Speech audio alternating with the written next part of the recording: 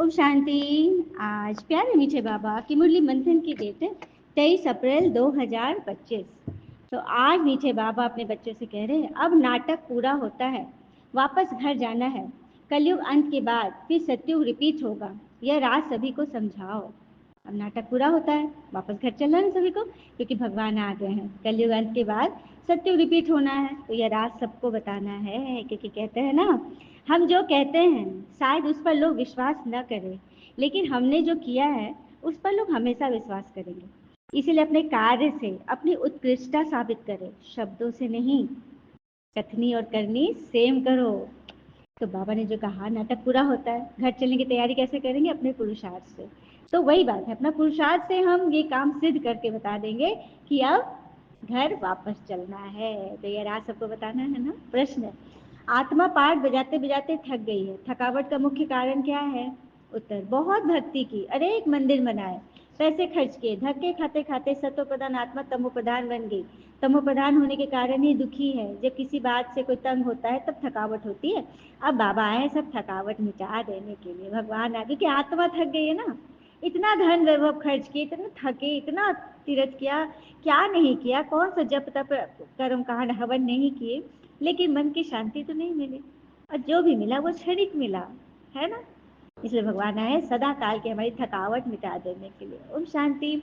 रूहानी पिता बैठ बच्चों को समझाते हैं। उनका नाम क्या है? शिव, परमात्मा शिव। यहाँ जो बैठे हैं तो बच्चों को अच्छी रीति याद रहना चाहिए ना।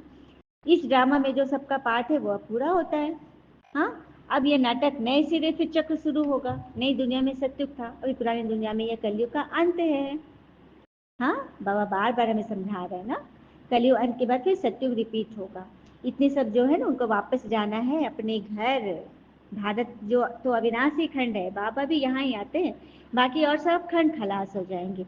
अभी तुम संगम पर हो, क्योंकि भगवान संगम पर ही आते हैं, जानते हो। अभी हमको वापस जाना है, पुरानी दुनिया खत्म हो तो भक्ति भी खत्म हो जाएगी, क्योंकि भक्ति ही नहीं सत्युग त्रेता में।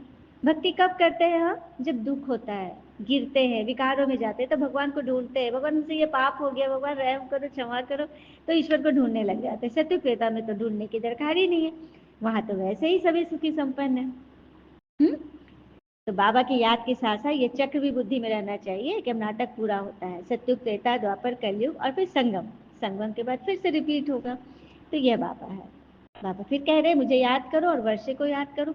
तो विश्व के वारिस अर्थात मालिक थे, अभी तुम विश्व के वारिस बन रहे हो, तो कितनी खुशी होनी चाहिए। अभी तुम कौड़ी से हीरे मिशल बन रहे हो, यहाँ तुम आए ही हो मुझसे वर्षा लेने, अर्थात वसीयत लेने। दुनिया में तो देखिए बच्चियों को वर्षा नहीं मिलता। हाँ, कुंवारी बच्ची के नाम पर भले होगा, लेकिन शादीशुदा के नाम पर नहीं होगा। हाँ, वो हक जताएगी तब उसको कानूनन कुछ मिलेगा, लेकिन ऐसे उसको हक नहीं है। ठीक है, कि जैसे बेटों को मिलता है उसे बेटियों को नहीं है। लेकिन यहाँ भगवान की वसीयत के तो सभी हकदार, क्योंकि सभी बच्चे हैं। यहाँ स्त्री और पुरुष की बात नहीं है, सभी बच्चे हैं, है ना। हम सभी बच्चे भगवान के। हाँ, और कहते हैं ना, दुनिया जो आजकल जैसी हो गई ना, लोग हमारा सफलता नहीं चाहते, हमारा पतन चाहते हैं।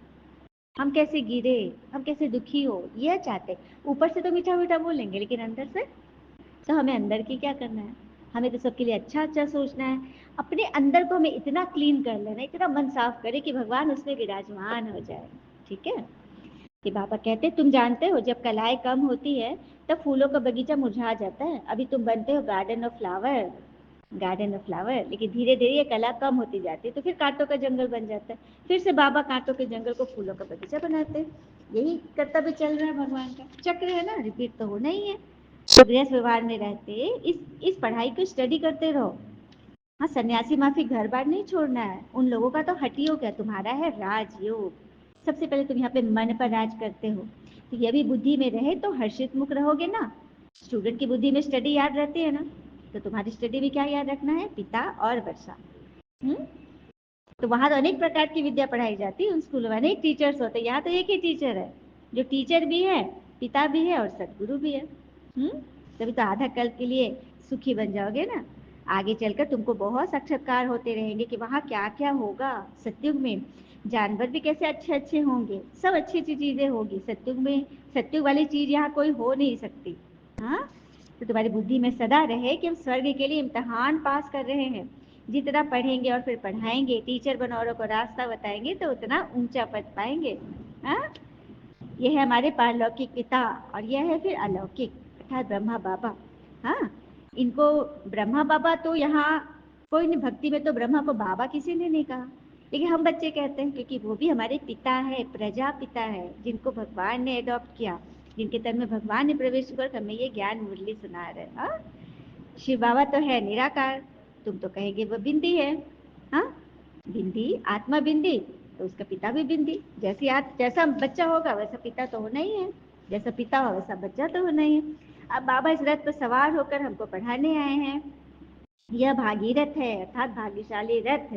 बाबा आएंगे भी जरूर एक बार, लेकिन भागीरथ का सही अर्थ क्या है ये भी किसको पता नहीं है, कि तुम बच्चे जान गए। भाग्यशाली रथ जिनके तन में ज्ञान सागर प्रवेश होकर के ज्ञान गंगा बहाने आए हैं। क्या बात है ना। यहाँ तुम बच्चे जब बाबा के सम्मुख बैठते हो तो बुद्धि में याद रहे कि हमारे पिता आ गए हैं, हमारे भोले बाबा आ गए हैं, जो हमको सृष्टि चक्र का राज बता रहे हैं।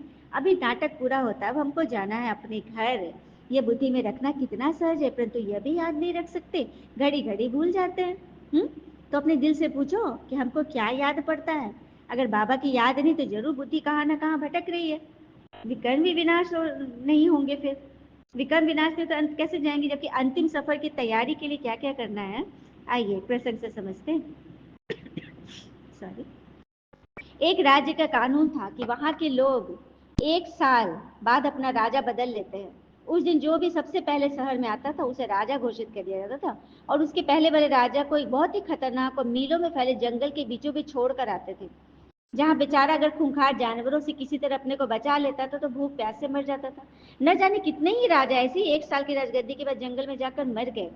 एक बार राज्य में एक नौजवान किसी दूसरे राज्य में आया और इस राज्य के कानून से अनजान था।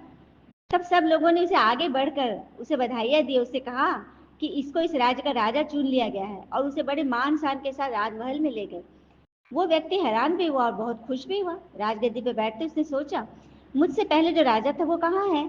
तो दरबारियों ने उसे इस राज का कानून बताया कि हर राजा को 1 साल बाद जंगल में छोड़ दिया जाता है और नया राजा चुन लिया जाता है। ये बात सुनते ही वो एक बार तो परेशान हो गया, डर भी गया, लेकिन फिर उसने अपनी बुद्धि का इस्तेमाल करते हुए कहा कि मुझे उस जगह लेकर चलो जहां तुम अपने पहले के राजाओं को छोड़कर आए हो। दरबारियों ने सिपाहियों को साथ लिया और नए नियुक्त राजा को वो जगह दिखाने जंगल में ले गए।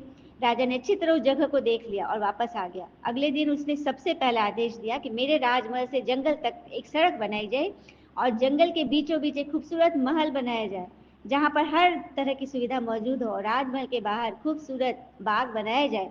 राजा के आदेश का पालन किया गया, जंगल में सड़क और राजमहल बनकर तैयार हो गया। 1 साल के पूरे होते ही राजा दरबारी से कहा कि आप अपने कानून का पालन करो और मुझे वहां छोड़ आओ, और जहां मुझसे पहले राजाओं को छोड़कर आते थे उसी जगह।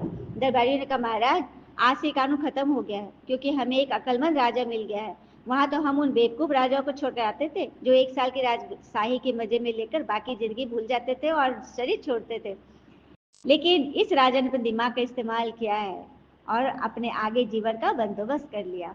तो सुना, हमें भी ऐसे ही होशियार राजा की जरूरत थी।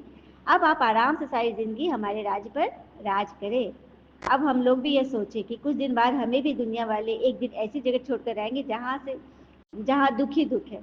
सब सोचते हैं यहाँ तो मेरे पास धन दौलत है, गाड़ी महल है, मैं स्वर्ग में हूँ। अब तो कलयुग जा रहा है और सत्युग आ रहा है ना, तो कहाँ जाना है हमें, सत्युग की तैयारी कीजिए। सत्युग जो तैयारी करेंगे वही तो वहां चलेंगे, नहीं तो कांटों के जंगल जो बीच में है ना उसी में सब खलास हो जाएंगे, नरक वही रह जाएंगे। अच्छा, मीठे मीठे बच्चों प्रति भगवान की नमस्ते, हम बच्चों की भी प्यारे बाबा को नमस्ते। धारणा के लिए मुख्य सार, पहले पॉइंट, सदा हर्षित रहने के लिए बुद्धि में पढ़ाई और पढ़ाने वाला बाबा की याद रहे। खाते पीते सब काम करते पढ़ाई पर पूरा ध्यान देना है। दूसरी पॉइंट, बाप दादा के दिल पर चढ़ने के लिए श्रीमत पर बहुतों को आप समान बनाने की सेवा करनी है। किसी को भी तंग नहीं करना है, व्यर्थ बातों में उलझना नहीं है। वरदान है, अशरीरीपन के इंजेक्शन द्वारा मन को कंट्रोल करने वाले एकाग्र चित्त भव। अशरीरीपन का इंजेक्शन अर्थात ज्ञान का इंजेक्शन। जैसे आजकल अगर कोई कंट्रोल में नहीं आता है, बहुत तंग करता है, उछलता है या पागल हो जाता है, तो उनको ऐसा इंजेक्शन देते हैं ना कि वो शांत हो जाए। ऐसे अगर संकल्प शक्ति आपके कंट्रोल में नहीं आ रही है, बातें ना बहुत के मन में फंस जाता है, फलन मुझे ऐसे बोल दिया, मेरा मान नहीं दिया, बस वो संकल्प नाचते रहते हैं अंदर, उसी में वो डोल रहा है।